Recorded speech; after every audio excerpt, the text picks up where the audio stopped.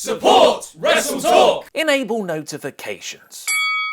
It's time for some WWE Fastlane 2018 predictions. I'm Ollie Davis. This is Luke Owen. Welcome to WrestleRamble. Yes, I said the full name. It's not just Fastlane. It could be any Fastlane. It's WWE Fastlane 2018. Speed bump to Mania. And really, this really should have been called Roadblock, end of the line, because this has been such a roadblock on its way to WrestleMania. Yes. Like, I know a lot of people, myself included, are quite down on Smackdown at the moment, but I really do feel in my heart of hearts, come next Tuesday, Smackdown's going to get great again. Because this has just been a speed bump we need to get over. Yeah, because... And it's Raw as well. Like, it's held up a lot of the programs on Raw because there is a bit of ambiguity around where the women's division is going to go across both brands. So I think that they're keeping Alexa Bliss and Nia and all the other bits and bobs and Asuka. They're all kind of just floating around there on Raw.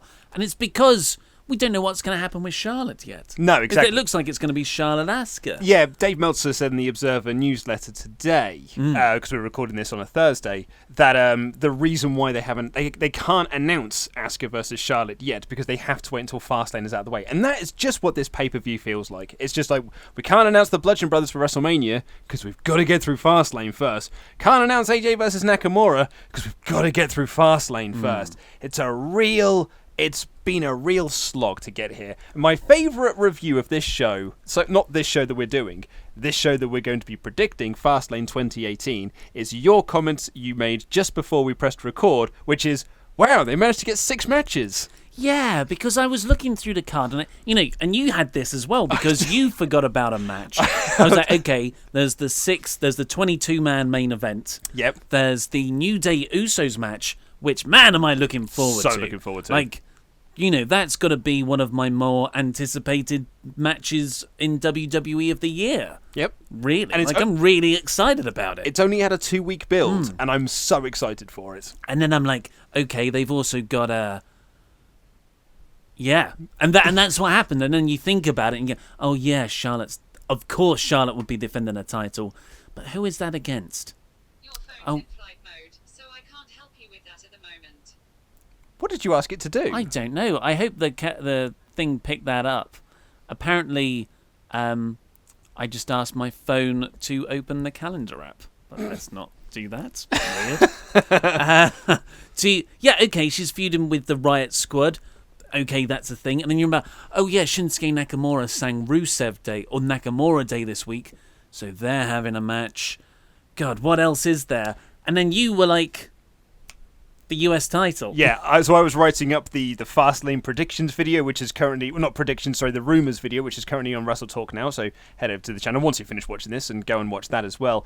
And in my script, one of the rumours is that everyone is retaining. So I wrote in my script, so AJ retains, Charlotte retains, and the Usos retain. And then I tip-tabbed my along the way, something's like got to the studio, and I was sourcing some images for the video. I was like, oh yeah, Bobby Roode must also retain, because he has a match on this card. In fact, the first match we've got here, you didn't even know was happening until we recorded WrestleRamble yesterday. Yeah, I kind of phased out of that Natalya Naomi backstage segment.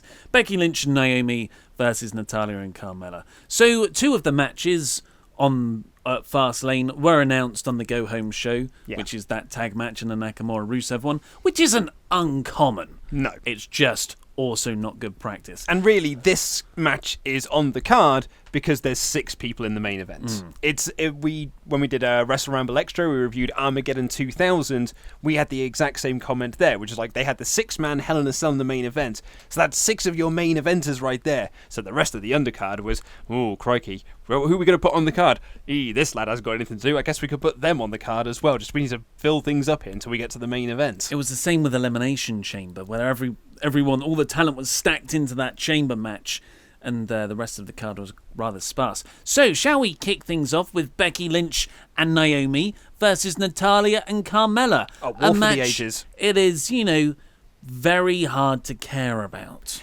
Yes, that is probably the best way to put it. It's very hard to care about it. I'll kick things off. I think the good guys are going to win.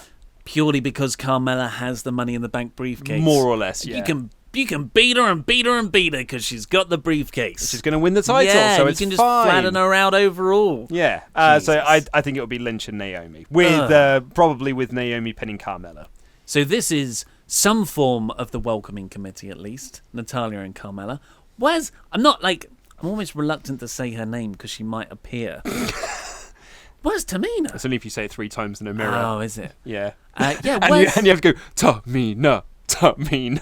Where is Tamina? And Lana. Because remember, Lana was managing Lana Tamina has because not been on TV. Lana's character goal was to get Tamina into the championship. Like, that was her thing. She was like, you have not reached your full potential, but me as your manager, I will help you get there. But we haven't seen Tamina since the Rumble. We're going to go down a slippery slope if we start asking where SmackDown talents are. Because I just thought, God, and Ty Dillinger as well. And Mike Bennett. And I'm sure there's plenty. Insert name here. Yeah. So, you're going to go for the baby faces, are you? Yeah. I'm going to write that down as BLN. God, it is tough to even form an opinion because I care so little. I think Daniel Bryan cares more than I do about this particular thing. Crikey. I'm going to go with the heels because Natalya, you're going to have a babyface champion. Oh my God, I'm just trying to justify my decision is making me bored. I'm not going to do it. I'm going to go with the heels. Shinsuke Nakamura versus Rusev Day. Yeah, this feels like it was a match that should have been made some time ago as opposed to just being announced. This has sort of had a 2-week build because Nakamura injured, did a big air quotes for podcast listeners, take a drink, Aiden English on last week's SmackDown, and then Rusev challenged Shinsuke on this week's SmackDown, the go-home show. So I kind of made the comment in my review, we didn't talk about it yesterday, but like, if you're Rusev, why don't you say, I want a match and I want your number 1 contendership on the line as well? Maybe give the match some stakes. Because at the moment, it's just a match. That would be nice, but it would also be infuriating because that means Nakamura would have to agree to put his shot on. I hate it when babyfaces do that for the purpose of the valiancy. But I'm just in my head, I'm thinking, well, then you're an idiot. Well, this is a stupid decision. Not if you position it of just like, I like to fight for something, like I'm a fighting champion. It has to be done very well, and I think the majority of the time it wouldn't. Unless the way this works better is if you've got a heel authority figure, and they're like, well, I'm going to try and cheat you out of your number 1 contendership, and now you must face said heel. And that's always a good story, I think. Yeah, that works too. I look at this match. Rusev is one of the most over guys in the company across both brands with the Rusev Day chants and the merch. He's so happy, and you had a few weeks ago. Rusev won the number 1 contenders match to face Bobby Roode for the US title. You should have had a screwy finish in that and worked that through as a program because, man, I do not care about Bobby Roode versus Randy Orton. And this is putting aside the Twitter block stuff. I don't even care about that, dick. I think it should be Rusev versus Bobby Roode. Rusev is just so well suited, his character, to the United States title. And you could get Rusev over as a babyface, transition Roode into a heel, but you haven't done that. But then what would you do with Nakamura? I don't know. Have him face Randy Orton. That's my switch round. Obviously, Nakamura's going to win. Yeah, Nakamura's winning. Well, at least that's my prediction anyway. Yes. Anything more to say on Nax versus? I'm just glad he's on the Rusev. card. Which one? Well, both, actually. You're right. I'm just glad both of them are on the card. Because Nakamura has been missing a lot from TV, but which I've kind of liked. I don't mind that, absolutely. I think it's good. And it's the same with Ty Dillinger and, to a lesser extent, Mike Bennett, of like, you take these breaks for a while, it makes us miss them, and then they come back. And when you see them week in, week out, that's when you do run the risk of getting tired of them. That's my worry with... Braun Strowman, I think, would be so much better if he wasn't on TV every week. I think the way to do this is Nakamura they've handled very well because he hasn't been on TV much since the Royal Rumble, but he's always been featured somehow, albeit in like a backstage segment or a video package. You are spinning that plate, but when he has a match, it feels like a big deal now. Yes. Ty Dillinger just feels like he's been forgotten about. I feel like you yeah. need to keep these plates spinning. You can't just take people off TV unless there's a storyline reason for it. I wasn't saying that Ty Dillinger is akin to Shinsuke Nakamura in terms of their placement on the card, but I think that, I think that Nakamura not being on TV is a good thing. Well, at least not being on TV all the time is a good thing. So this leads us quite nicely onto Bobby Roode defending his United States title against the Viper, Randy Orton. Well, I'll go first. I think Bubbles is winning here. I think Bubbles is going to retain, and they're going to build towards a three-way at WrestleMania between Bubbles, Randall, and Jinder. You of little imagination. It is all about the multi-man matches now. That is a multi-man A match. triple threat right. is nothing these days. Yeah. 5 people minimum. Yeah. It's got to be a 5-person minimum match. Which we might get with the IC belt. Well, why stop there? Yeah. What? Just give it to all the mid-carders. Just put Apollo Crews in there. Why Yeah. not? Sorry, Apollo. So I think... I don't care again. This is the problem. I don't care about the feud. I don't necessarily care about the wrestlers. I actually am quite looking forward to this. I think this should be if Randy is into it, this should be quite a good match. Because it will probably be, I might be wrong on this, but it certainly feels like it. This will be the first time that Bobby Roode will have had like 15-20 minutes to wrestle on pay-per-view or TV since he's come up from NXT. No, I think he had... so he had 2 pay-per-view matches with Ziggler, I think. But those only went like 8 minutes. No, one of those did go long. But that might have been TV. I can't remember, but it feels like... One of their matches did go long. It feels like he hasn't had like a time to shine since he's come up from NXT, which we're coming up on almost a year. And What? No. He came up in after SummerSlam. Oh, was it So after it's SummerSlam? been a long time. Oh, yes, it was. Yeah. Sorry, I thought he came up after Mania, in but the it was... non-superstar shake-up. That was right, yeah, the reset button. So I think it's Bubbles here, and I'm looking forward to the match. I am not, because, a match can be good, but what really gets me into stuff is when I'm invested in the characters and the story. Absolutely, yeah. It's not going to be a 4.5-star classic, because I don't care about the feud. So what you're saying is, technically, this will be a well-worked match, but you don't care about the components leading into it. A bit like Hardcore Holly versus Rhino at No Way Out 2004. Technically a very well-worked match, but I didn't really care for it. So you're going Bubbles, are you? Yeah. I mean, so the rumour is no title changes. That's right, according to Cage Side Seats. But of all the matches on this show, I think if you're going to do a title change here... but you could do it in the tag one. I think this is a contender for a title change. Because then you've got Randy Orton, could sort of be heelish going into Mania, and then Bobby Roode's like, I want my title shot. Jinder's like, I want a title shot too. Rusev gets involved. Ty Dillinger comes back, and there's your schmoz. Probably chucking a ladder. A ladder is also trying to win the United States title. Why not? I'm just... You know what? Because I care so little about this card, I'm just going to chuck out some wild cards. Randy Orton. Going for a Randall. Randall. This is a bold card prediction. This is... I mean, it's actually almost depressing to see how much you don't care for this show. But actually, there is no way about it. There's no qualifying it. I'm not excited for this show. Well, I'm excited for the Usos New Day match. I'm intrigued for the main event. Rest of it, don't care at all. No. Flair versus Ruby Riott. That's, of course, Charlotte Flair, not Ric Flair. For the SmackDown Live Women's Championship. Well, I went first last time, so it is your turn to go first. Charlotte Flair, obviously. Yeah, I'm saying the same thing. It's the Elimination Chambers show was very predictable, and it was predictable going in, and coming out, it was exactly what we all thought it would be. So, although the Rousey segment really delivered. So, would they make it as predictable here? Definitely Charlotte Flair's definitely going to win. Maybe Asuka comes out. That's my sort of... Yeah, I think that Charlotte Flair wins, and at the end of the match, Asuka makes a surprise appearance, walking down to the ring to challenge her for the Women's Championship. Or, even better, you could have, say, Charlotte Flair wins, And that's when you have, say, like, the rest of the women's locker room comes down and say, Natalya going, like, I want my title shot. Naomi saying, I want my title shot. Becky, I want my title shot. And then Naomi does similar. And then Asuka's music hits and she walks down because she's the only person guaranteed a title shot. She's the one who gets it. That's not a bad way of doing it, actually. Yeah. I like that.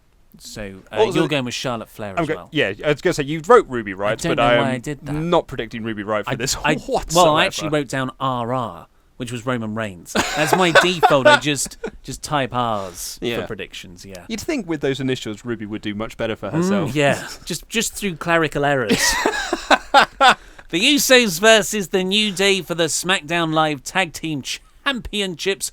Boy, I'm excited about this. Still not a ladder match. This match should be absolutely corking. I mean, it's considering what they have done in this little, like, you know, this amazing feud that they have had. The WWE are treating like it's Rock Austin, but you know, I think this could be.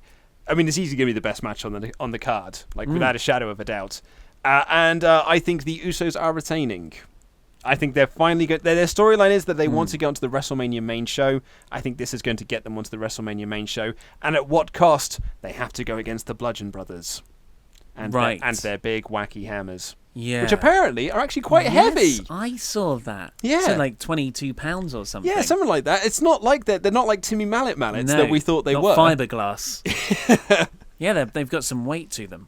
I think it's not as simple as Usos win. LOL.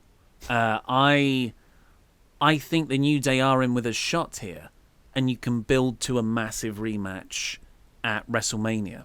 Because I don't necessarily know if the Bludgeon Brothers are going to get a shot at WrestleMania. I think that might be furthered along even for a bit longer. Mm-hmm. So... maybe... I just suddenly had a bit of a thought then, and maybe this is a bit fantasy booking. Maybe this is what I'd like to see. Indulge us. Maybe we get like a draw situation here. Maybe the Bludgeon Brothers come down and just destroy both teams, and that leads to a triple threat match at WrestleMania. And you essentially do the triple threat you did at Takeover Dallas last year. Yeah. Was it Takeover Dallas last year where you did DIY Authors of Pain and the Revival, where you then have these two classic rivalries between between DIY and the Revival teaming up together to take out the bigger men. And you can do these spots where like one member of the Usos and say Xavier Woods gets to do classic New Day spots and something like that. That for me on a WrestleMania card would be a hell of a lot of fun. That's really cool. I like that a lot as well. Yes. So you think, I mean, in your fantasy booking, you would have a double DQ there. I'm going to go double DQ. You're going to go to steal your booking. You're going to go double DQ. I do think the Usos are retaining, though. Yeah, I'm going to stick with my thing. The Usos are retaining. Because then you've got the story of the Usos going into Mania, their first proper Mania match, but oh no, all the odds are against us. We don't even have to. Did you know that about multi-person matches? The champion doesn't even have to be pinned to lose the belt. Oh man, and in some case like that, you only have a 33% chance of walking out as champion. And a third. Yep. Don't forget that third recurring. Which is a nice segue into another multi-man match. Which, another one? As of the time of recording, is only a 6-person. So that more people could get added to this. Yeah, I mean, I would probably put money on the fact they will stay as a 6-man, but it could be. I mean, I would have thought they were going to stick with the triple threat, so what do I know? Well, I read that Apollo Crews at least is getting added. Yeah. Yeah, and Ty Dillinger. AJ Styles versus John Cena versus Kevin Owens versus Sami Zayn versus Baron Corbin versus Dolph Ziggler versus Mandy Rose versus... Oh, Mandy Rose could be the first person to lose. For the WWE Championship. There's a lot of stories going into this match. John Cena wanting to get his WrestleMania moment this year, which, you know, will tie in with the Undertaker reports of the Undertaker returning. Maybe that happens here. You've got AJ Styles having to fend off 5 other guys trying to pin each other, like they brilliantly told in the Go Home match, the 5-way. You've got Kevin Owens and Sami Zayn. I'm suddenly really interested in what's going to happen between them, when I think they've stalled creatively on that duo since the start of this year. Yeah, since before the Rumble. Yeah, so, and Baron Corbin's been great. Dolph Ziggler is the ship sailed, unfortunately. He's there, though. He's there, and he's very good Yeah. at what he does. It's just... That's it. It's hard to care when... Yeah. He's very good. It's never backed up. He's very good at what he does, but that does mean we'll have to listen to that annoying record scratch, pause, and then music. Yes. So, I mean, shall I go first? I mean, think AJ Styles. Yeah, I think retaining. AJ is winning as well. I just had a sudden thought, though. I mean, it's hard to know because I can't remember the last time that he did win a match, aside from the one to get into this. But when Dolph Ziggler wins a match, does he still get the record scratch? Or does it just go straight into the music? I don't know. I also don't care about that either. I do care about a lot of the stuff going into this match. It's just predictable. That's the problem with the match. But I'm interested to see how the stories are told. Like, will this set up an Owens-Zayn singles match at WrestleMania? I am so into Baron Corbin. You're hot for Baron right now. I have been for a couple of months now. But the last 2 weeks, I think he's performed really, really well, not only in ring, because I'm a big fan of his move repertoire, I also think he's really upped his game on promos. Those backstage promos into the phones, words aside on the screen, he delivers them very well. Yeah, I'm a big fan of Baz at Corbs as well. I think that he's really... I was never that big into him in NXT. I wasn't that big into him when he got called up to the main roster, but in the last month or so, I've kind of sort of turned around him a little bit. Actually, I think he's got a lot of upside to him. But he's another one of these guys, like a Braun Strowman, like an Elias. You're like, I don't see what they've got for you at Mania. Even Dolph Ziggler, like, I don't know what your WrestleMania plans are. Multi-man United States title match. They can't just get... I was about to say they can't, but yeah. You need to do the payday. Everyone needs to be on the card. Yeah, well, maybe it'll be the Andre the Giant Memorial Battle Royal. Yet you couldn't possibly try and make the best card you have and be selective and have the top quality over just the drowning quantity. Well, or they all have to be on the card. Or you do it over 2 nights. So where were we with this? Well, we both made our predictions, and that kind of is the end of it now. But we've only run 22 minutes, and we don't want anyone to say that we're putting out short episodes. It's not our fault. It's SmackDown haven't booked enough matches here. Although this is a nice amount of matches. It is, yeah. I think six is good. That hopefully 2.5 hours. And I wonder if this is going to be like the Han Solo spin-off movie. My expectations of it are so low that I actually come out of it going like, oh, do you know what? I really enjoyed that. Yeah, could have been a bit of fun. Yeah, because all of the matches certainly could deliver. Yeah, maybe you're right. Maybe the fault is with me, and I should work on caring more because it could. That's what WWE want you to think. Yeah, this is on you, viewers, to get interested. We've done our part now. Because if we've booked matches, it's up to you to care about them. If I'm looking at this, the women's tag, I don't care. Like that, I can't. That's too far. But Nakamura Rusev, that could be a good match. Bobby Roode versus Orton, like you said, that could be a very well worked match. It's just Triple H versus Randy Orton, right? Charlotte Flair versus Ruby Riott. I like Ruby Riott a lot. Big Charlotte's fan of very, Ruby. very good. Yeah. That could also be very well choreographed. Usos New Day, very excited. And the main event 6-way. How fun was the go-home 5-way when they were all just hitting the finishers and AJ scrambling and breaking up pins? Yeah, this goes 40 minutes, 45 minutes. I think this could be a hell of a lot of fun. Well, 40, it's not an elimination match, mate. Yeah, but I think you've only got 25. You've only got 6 matches on the card, and you've got to fill 3.5 hours. Oh well, we can't fill any more, but we will. We can talk about my first burp of 2018 on the podcast. Well, I've just plugged the podcast on the YouTube channel. Oh, you are so awful, you. Click the videos that have just appeared on our laps to catch up with the latest WrestleRamble or WrestleTalk news. Of course, subscribe to the podcast that we just told you to, which is available everywhere, not just iTunes. Like Acast, Pocket Catcher. If you have an Android phone, there are multiple versions of Android of podcast listening devices. It's not just an iTunes thing. No. And subscribe to this channel as well. This has been Luke Owen. I've been Ollie Davis. Enjoy Fastlane this weekend. And that was Fastlaning.